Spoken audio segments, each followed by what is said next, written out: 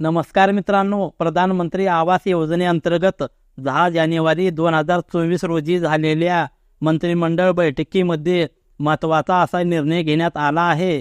तुम्ही पाहू शकता, आता घराऐवजी 1,65,000 रुपये निर्वाह भत्ता दिला जाणार आहे। यासाठी लाभार्थी कोणकोणते आहेत हा जो निर्णय घेण्यात आलेला आहे तो नक्की निर्णय काय आहे तो प्रथम पाहूया।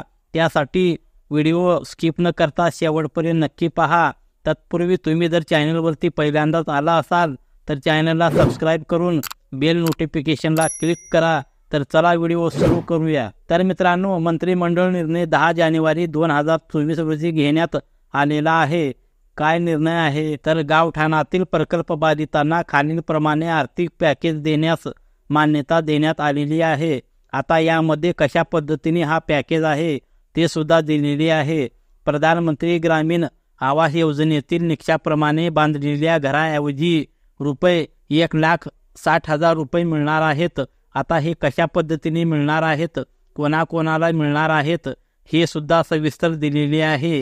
हे आता गव्हर्नमेंटच्या साईटवरती जाऊन हा शासन निर्णय आपण पाहूयात। तर आपण आलेलो आहोत गव्हर्नमेंटच्या साईटवरती। प्रधानमंत्री ग्रामीण आवास योजनेतील निकषाप्रमाणे बांधलेल्या घराऐवजी रुपये 1,65,000 निर्वाह भत्ता म्हणून दिलं जाणार आहे। यामध्ये अटी असे आहेत, तर काय काय अटी आहेत तर यामध्ये पहिल्या 2 अटी आहेत। बाधित स्थलांतरित कुटुंबाला दरमहा 1 वर्षासाठी 3,000 रुपये दिले जातील। दुसरी अट काय आहे, अनुसूचित जाती आणि अनुसूचित जमातीतील जर कुटुंब असेल तर त्यांना 50,000 रुपये दिले जातील।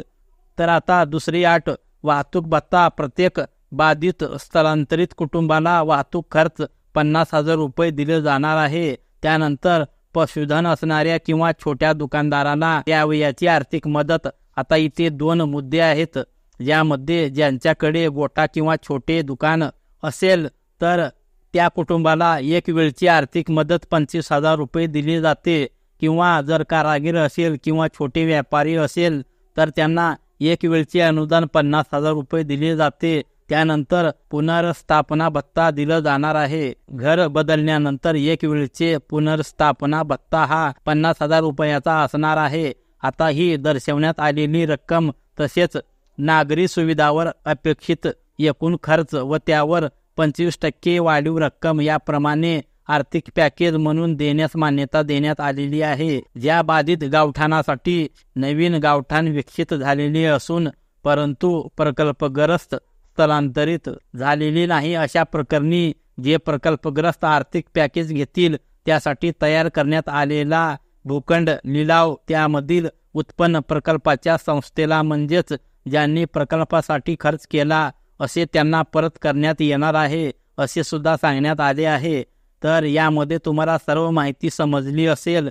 1,65,000 रुपये जी रक्कम आहे ती कशा पद्धतीने मिळणार आहे हे सांगण्यात आलेले आहे। तर जे कोणी स्थलांतरित कुटुंब आहेत त्यांना अशा पद्धतीने टप्प्याटप्प्याने जी काही रक्कम आहे ती मिळणार आहे। तर मित्रांनो, लक्षात ठेवा, हा मंत्रिमंडळ निर्णय आहे। काही दिवसांनी GR येईल, जेव्हा GR येईल त्यावेळेस सुद्धा आपण व्हिडिओ बनवू। धन्यवाद।